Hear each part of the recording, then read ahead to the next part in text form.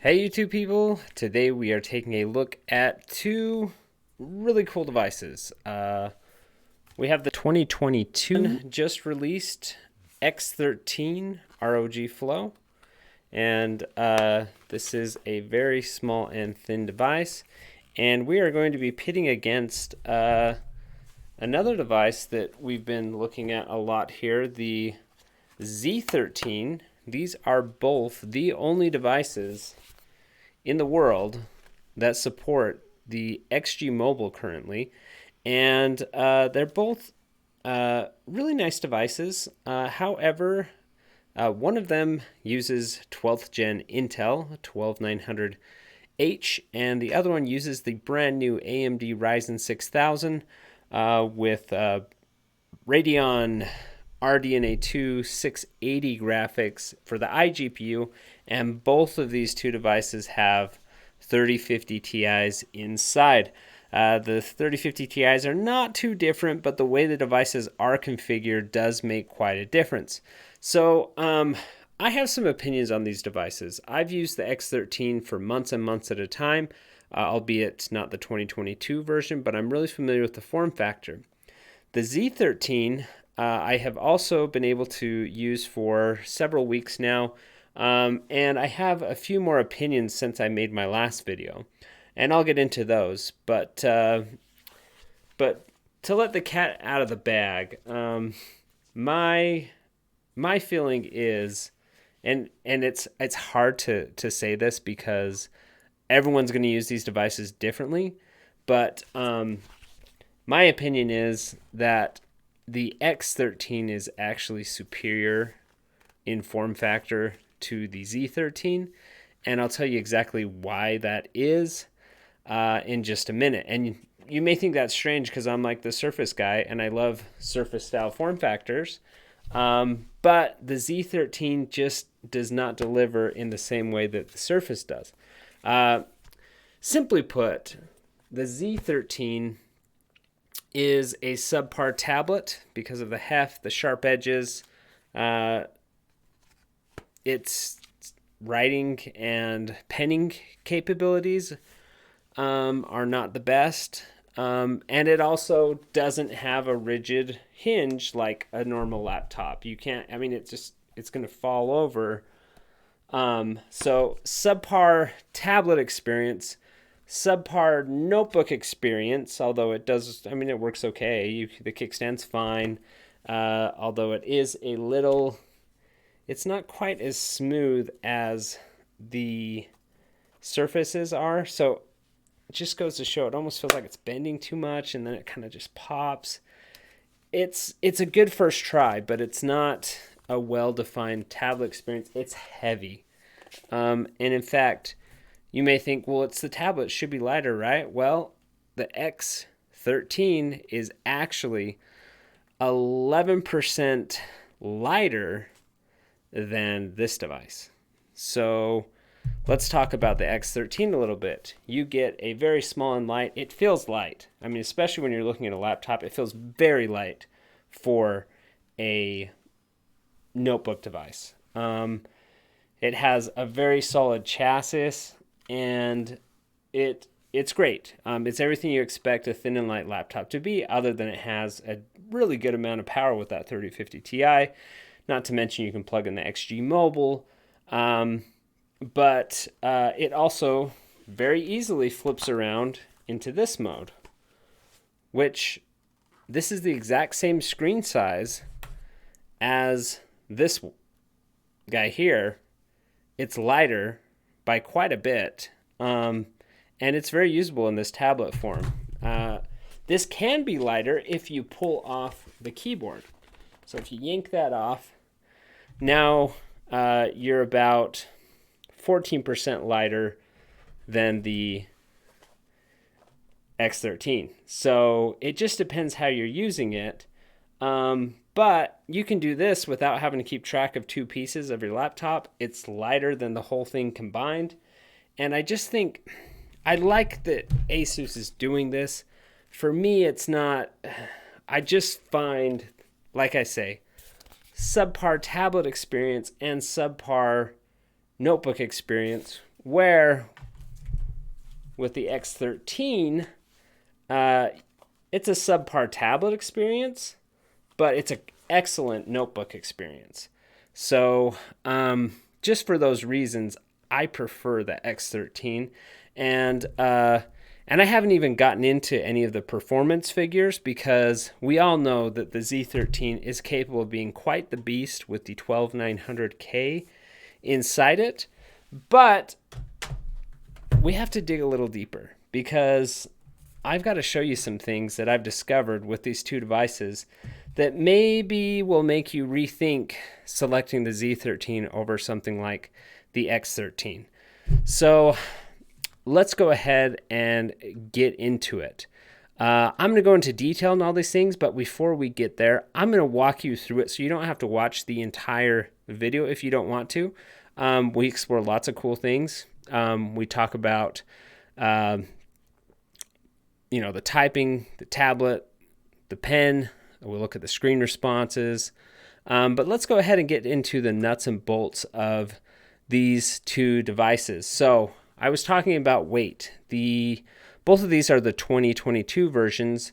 However, like I said, these are grams. The Z13 1531, while the X13 is 1355. So it's actually 11% lighter on the X13.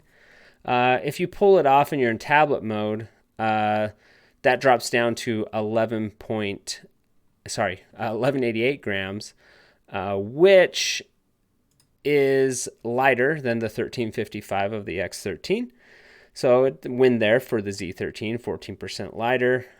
If you look at depth and area and volume of the actual device, if you actually add up all the dimensions together, you soon find that they're very close. They're almost indistinguishable from each other in terms of volume.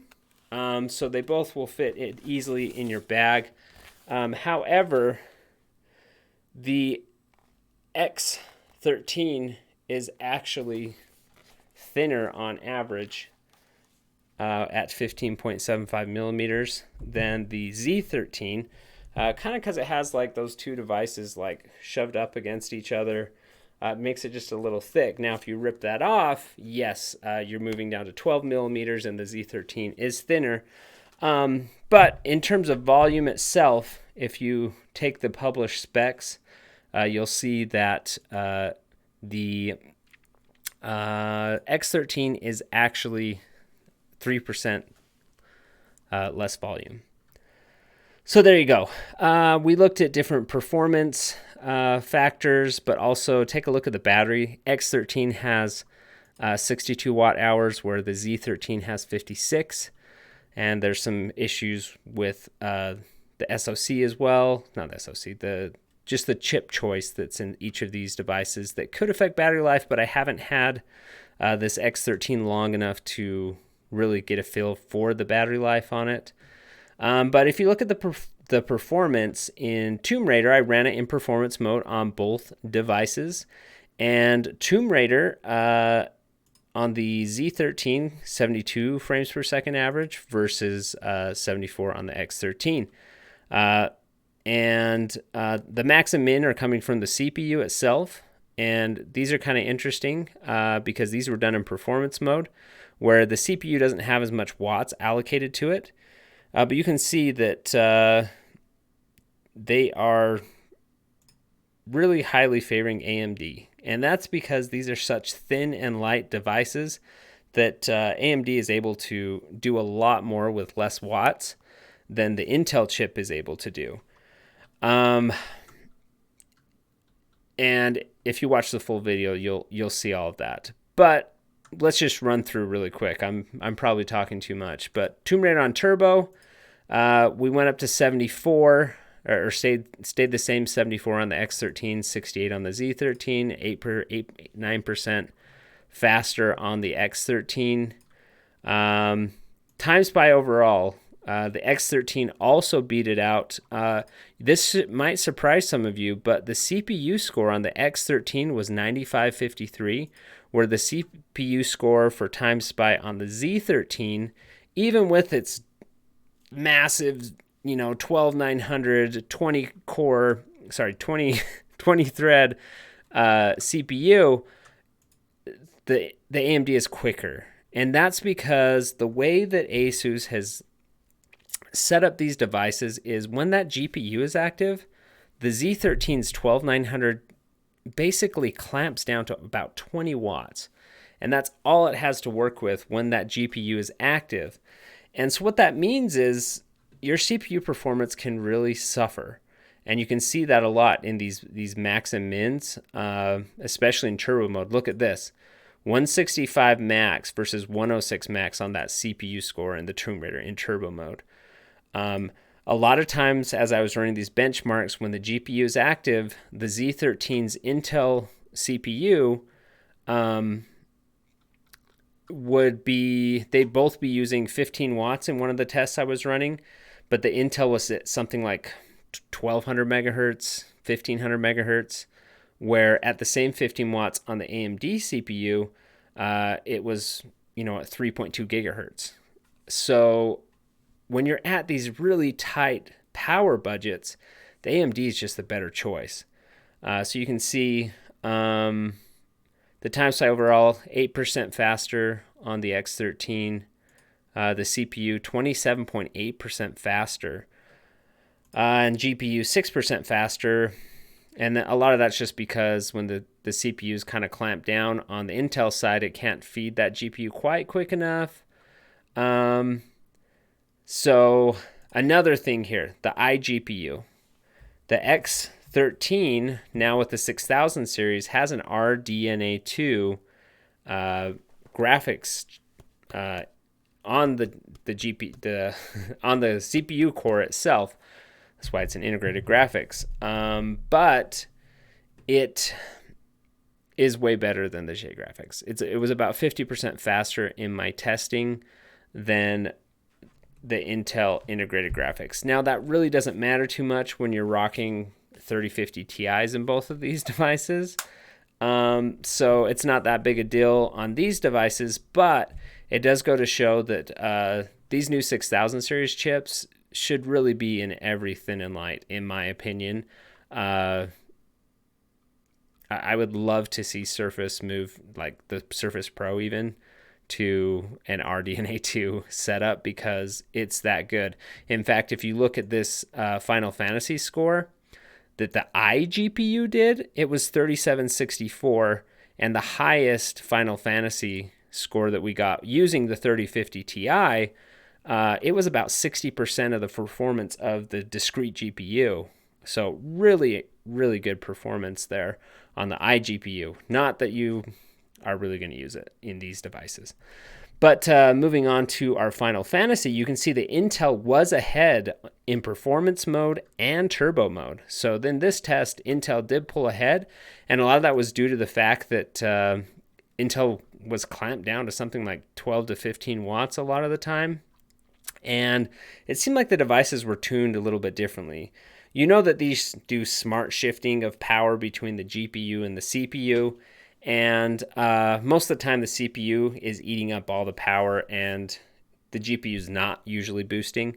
On Intel it was because it was locked down so tightly to let the GPU boost a little bit. It seemed like it pulled ahead.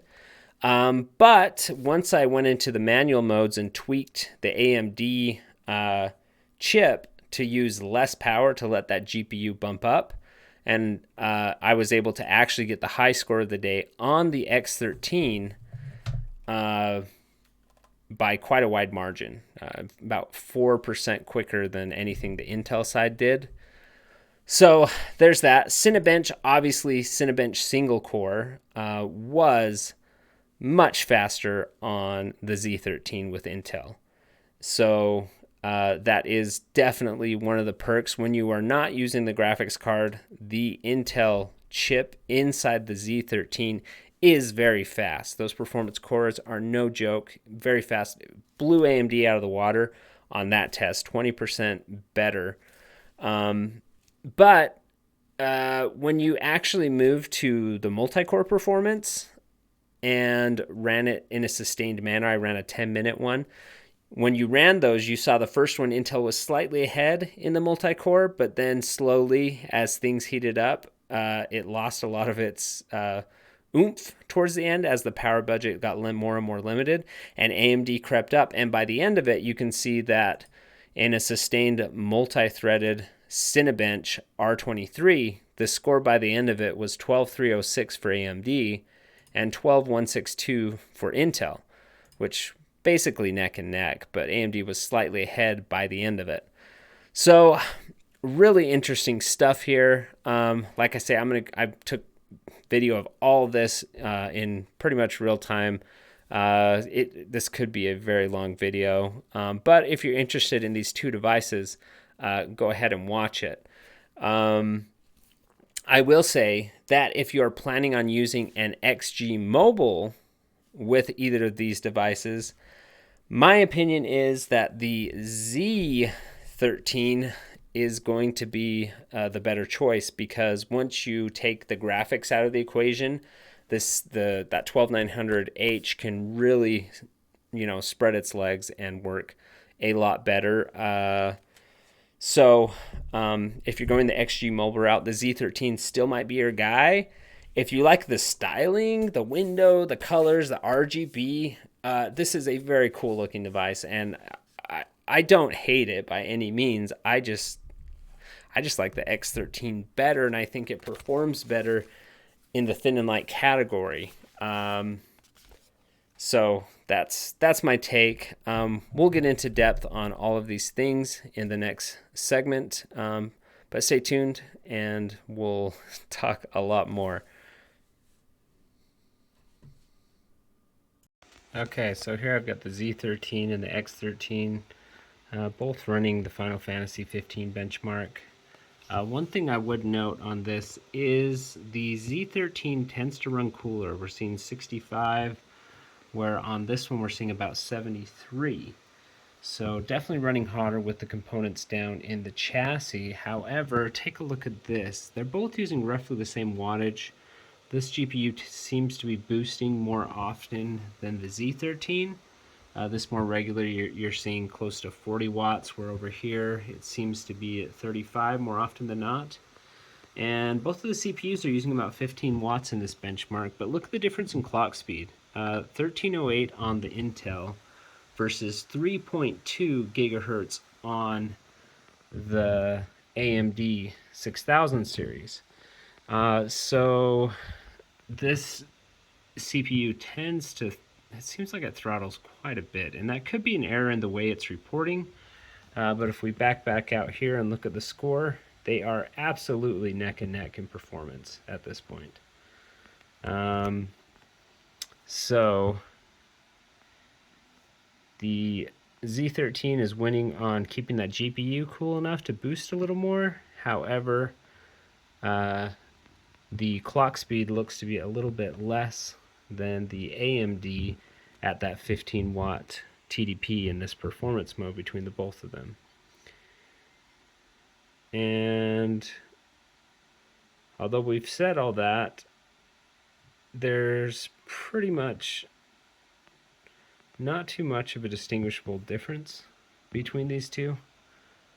However, the Intel comes out ahead with 6187 versus 5954 on the AMD X13. And now, just to see what happens, I'm applying manual modes with maximum fan speeds. I want to see if there's maybe a difference in fan configuration, which is what could be why the Intel's quite a bit cooler. But if we ramp the fan speeds pretty much as high as they go, we can take a look and see how hot things run in both of these. Also with a minor overclock, so we can see what the true maximum performance of these devices might be. Now, because I just am interested, Final Fantasy, I know that it's very GPU limited, not CPU limited, so I'm actually tweaking the power on the AMD down to see if that allows the GPU to boost more to its 40 watt state. So with the optimum manual settings that I configure, I'm going to now run that test again and see how we do in terms of temps and also benchmarks there. So you can see with a little bit of tweaking, particularly in this benchmark, on the AMD side, we're able to limit that CPU from using too much power, because it's still at about 3 gigahertz where the Intel's at 1.5, and still using the same amount of watts. So double the clock, but at the same power, it's getting double the clock speed. But it's allowing that GPU to boost up to 40 watts, which is what we like to see. So you can see that now we're giving that graphics a little bit of a boost. We're going to see the scores equalize here, and I would suspect that they're either going to be the exact same, or the AMD is probably going to do a little bit better because it does have a higher clock speed, while still allowing that GPU to boost at 40. But we'll see what happens by the end of these. These are not synced up right now, by the way, so we'll see what happens at the end. Okay, so here we have it at the end of the custom benchmark, Intel 6291, and with the tweaked performance on the AMD side of things, we actually get the highest score of the day, 6554, which just goes to show how important it is to see how they're tweaking these devices, because if you actually move the power limits to apples,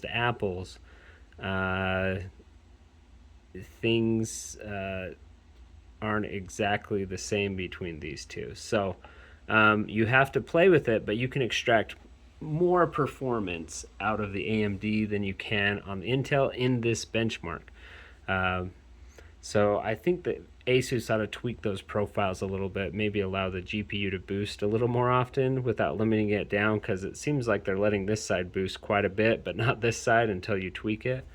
But when you let them both boost, the AMD is so much more efficient. It gets more clock speed at the same wattage, that it's able to provide a better result overall with that 6554. So really interesting result. So let's talk a minute about the displays on both of these devices. Now, they are both very pretty, and both look very good. They are not the same panel from what I can tell, though. The Z13 has minimal ghosting. If you're looking at the mouse cursor, it is a lot clearer. You can track the mouse much easier because it seems like the gray to gray response time is much better on this panel than this panel on the X13. They're both about the same in brightness. They're both very bright 500 nit devices. However, I would say this is a little warmer, where the Z13 is a little cooler. So I would say that the gamers are going to be happier with the screen on the Z13 with that little bit better response time. This still feels a little bit muddy when you look at the mouse cursor. If I move that around, I don't know how well anyone can actually see that. So there it is on the X13. On the Z13, you can see it's just that much more, just a little bit sharper. I don't know if that's picking up too much, but it is noticeable side by side. I don't know if you would notice if you were doing a blind taste test on this to say, but screens are both really good. So also, speaking of the display, the FLow Z13 has the LQ134N1JW54, and the new X13 2022 has the LQ134N1JW55. Now, I don't know exactly what that means. I do notice that this seems like it's cooler. The mouse movement seems like it smears less. This is the X13, slightly mushy, where over here this is just a little bit sharper. So not quite sure what to make of that, but they are different by one model number. X13 is W55, Z13 is W54. Alright, just for fun, we're going to watch and see how quick both of these are at extracting files into the operating system. Same document, both in turbo mode. Let's see how it goes.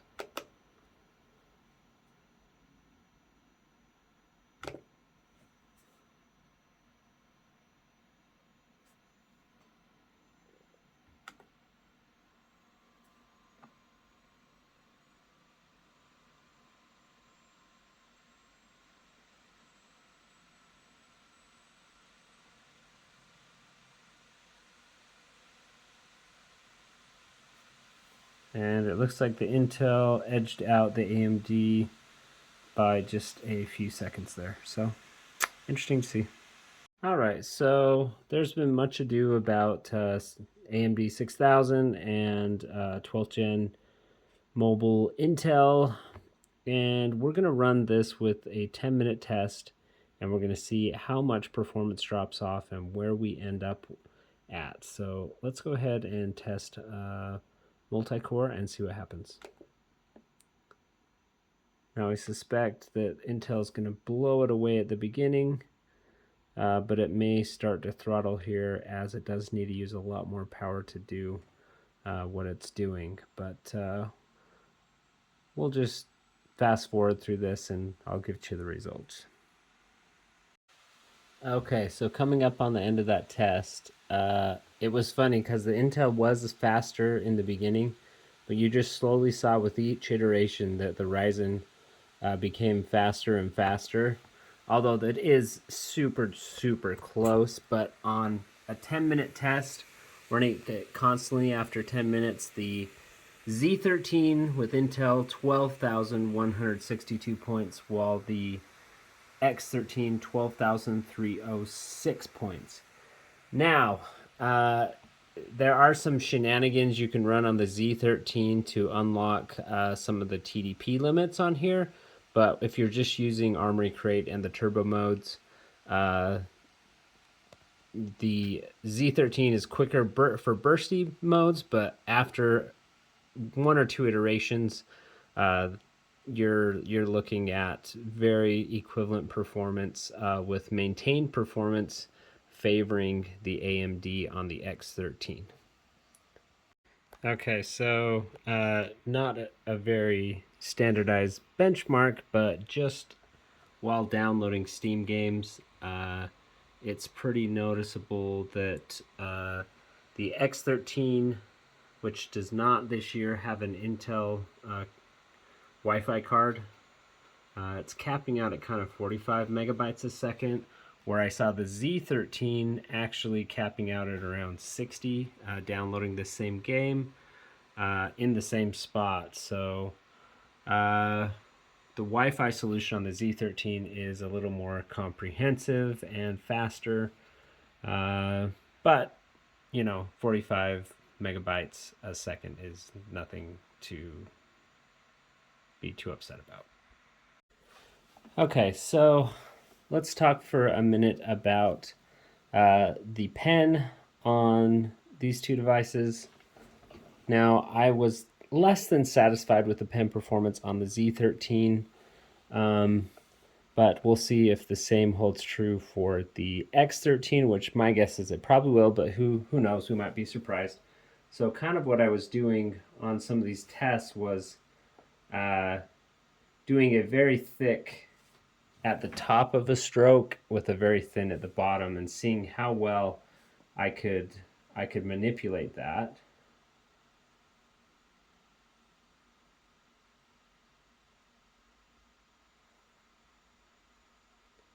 And you can see that it actually seems a little bit better than when I first tried. Maybe there was a driver update for that. There's been a lot of Asus updates coming through. So that's not awful. Let's try the X13. Oh, let's do the same settings.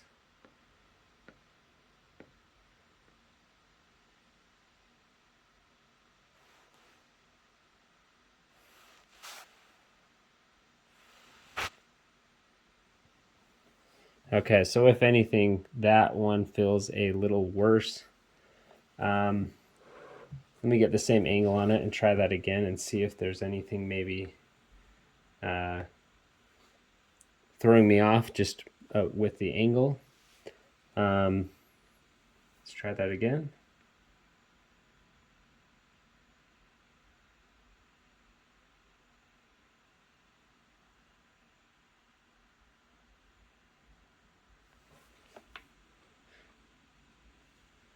So very, very similar. Let's try some. I think what's throwing me off is a little bit that the X13 has a little more wobble in the hinge. Now you might actually use this more in a flipped over use case, something like this. And if you're doing that, I imagine it's pretty similar to the Z13 here, but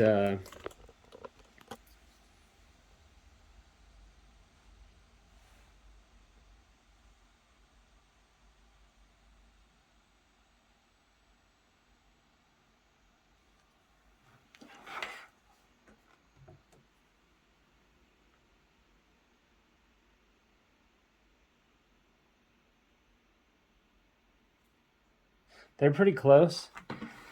Although I will say I will have to give it to the Z13. It's even better than the X13 in terms of pen performance. It glides a little bit smoother for one.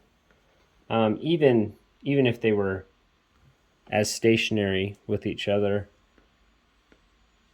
you know, even if you're as rigid on this screen as this screen, feels like the finishes are just maybe slightly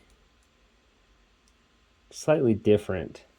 And maybe it's just because I've had this one and handled a little more. Maybe the oils from my skin are on it a little bit more than this one, which is brand new. But you can see I'm pretty consistently dropping out on the pen where I'm not quite, feels like I'm not necessarily doing that over here. So I'm going to give the edge for pen to the Z13. So there you go.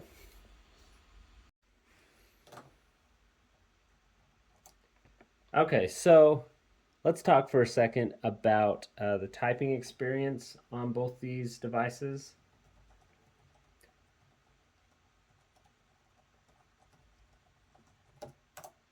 This is not bad at all.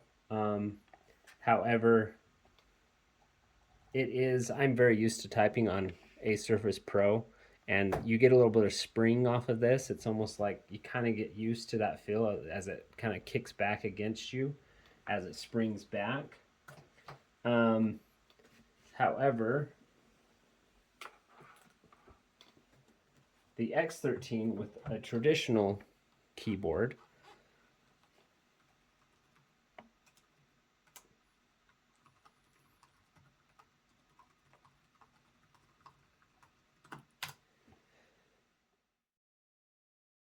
feels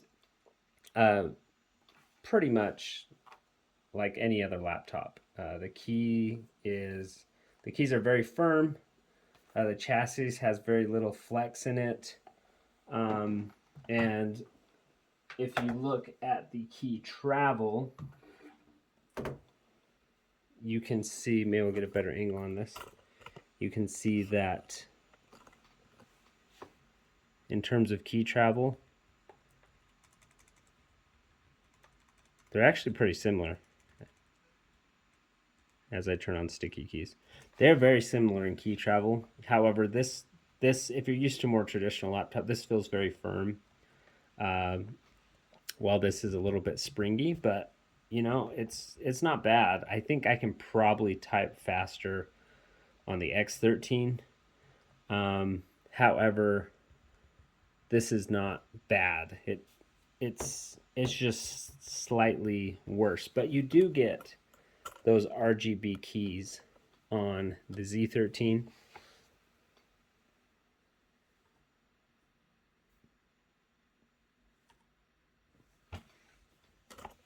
And just to kind of show those off, let's zoom in here. So they are definitely more visible for sure on the Z13. But you just get white on the 2022 X13. Although you do get some blinky modes if you really want them. But I prefer just a static white personally. But it is really fun to match your key colors with backgrounds and things like that on the Z13. So if we're talking about the NVMe, you can see they both use the Micron 2450, and there is no difference in the performance between them that I've seen. So pretty apples and apples on the drive configuration. Okay, so we are now going to test the integrated graphics on both of these. We are in eco mode on both. We're going to put things into, actually let's move everything to turbo. We'll give them the best shot that they have. But you're using Intel J Iris with 96 execution units up against the new RDNA Radeon graphics 680M, and let's see what happens. I'm pretty curious to see how well things run right off the bat, because my guess is it's going to be pretty obvious which of these two is faster than the other.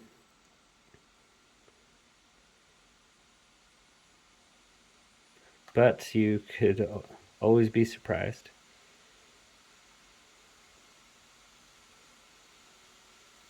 So using Intel graphics, this actually started up quicker, which is surprising. However, just looking at the way that it feels very choppy over here, and even though this started well after, it's already very much ahead of the Intel. So I don't think it's going to come as any surprise that the Radeon RDNA 2 graphics are going to beat out the iGPU. However, I'm going to go ahead and skip to the end of this so we can see what the scores end up being. So we're about halfway through the benchmark, and I just wanted to kind of show you the J graphics on the left here, which started a little bit quicker, is quickly being outpaced by the RDNA 2, but for some reason it just seems super choppy over here, where on the right it seems very smooth. I mean, obviously the frame rate is looking like it could be almost double, but yeah, it definitely feels a lot smoother over here on the RDNA 2 side. Okay, and our results are in. The Intel J Graphics 2489, the 680M iGPU on the AMD 3764, which is almost exactly 50% faster. It's a little over 50% faster on the AMD side of things, so a much better showing on the iGPU on the AMD side of things. So not really a big deal when you have a 3050 on board, but it's good to know that you have a backup plan here. Okay, so just to recap, for me personally, I think the X13, if you're going to just use these devices on their own, is the superior device. It's able to generate more power per watt, and that's good because they're tiny, thin, and light. However, if you are going to be using an XG Mobile, I think the Z13 pairs better. You get very extreme performance. If you are most concerned about CPU performance in general, the Z13 is also your pick because it has the much more powerful CPU. But the problem is when the GPU and the CPU are running together, that CPU performance is heavily nerfed on the Z13 versus the X13. Also, I feel like the tablet form factor of the Z13 is subpar, and the laptop experience of the Z13 is also subpar. When you give up a rigid hinge on a Surface device, it's because you're getting an excellent tablet experience, and that makes the trade-off worth it. In this, you're getting subpar both notebook class and tablet class, where the X13 you get an excellent notebook and a subpar tablet experience as well, but at least it's as good a tablet as the Z13 is. So that's my hot take. We've got all the stats on the board about what we talked about. Basically, that you can screenshot this, pause it, and see all the performance data right there if you want to. I won't go over it again right here. But thanks for watching. If you enjoy these in-depth videos, go ahead and hit subscribe, and we'll be keeping them coming at you.